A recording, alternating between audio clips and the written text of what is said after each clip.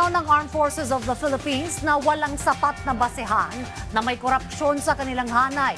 Kasunod ng ilang findings ng Commission on Audit patungkol sa paggamit ng pondo. Yan ang ulat ni Patrick De Jesus.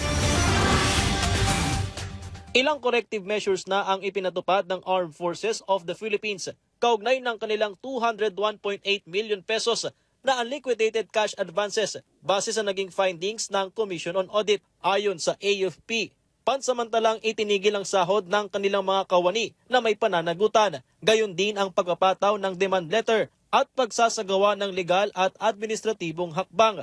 Kinikilala naman ng AFP ang COA findings kasabay ng pag-iid sa pagpapanatili ng transparency at tamang paggamit ng pondo.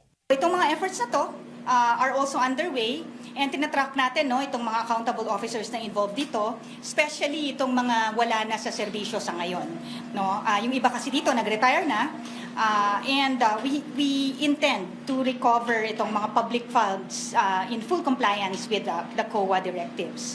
Isa pa sa pinuna ng COA ang aabot sa 72.8 million pesos na hindi autorisadong bank accounts. Sabi ng AFP, ipinasara na nila ang mga tinukoy na account kabilang ang PCSO Endowment Fund sa ilalim ng AFP Medical Center at 2 mula sa Presidential Security Command habang sinusunod na rin ng Eastern Mindanao Command ang mga proseso para rito.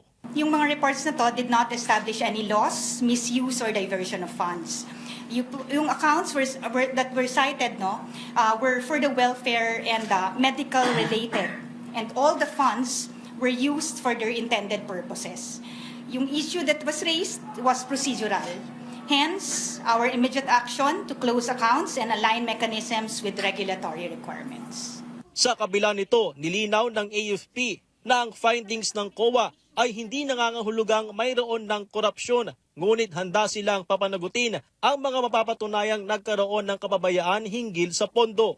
Ito are procedural in nature. So kung kailangan i-correct, itong Sandatahang Lakas ng Pilipinas, of course we take this as somewhat like a constructive criticism of sorts. And kailangan ayusin natin yung sistema, hindi ibig sabihin na may katiwalian.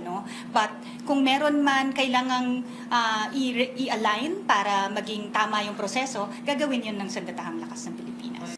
Patrick De Jesus para sa Pambansang TV sa Bagong Pilipinas.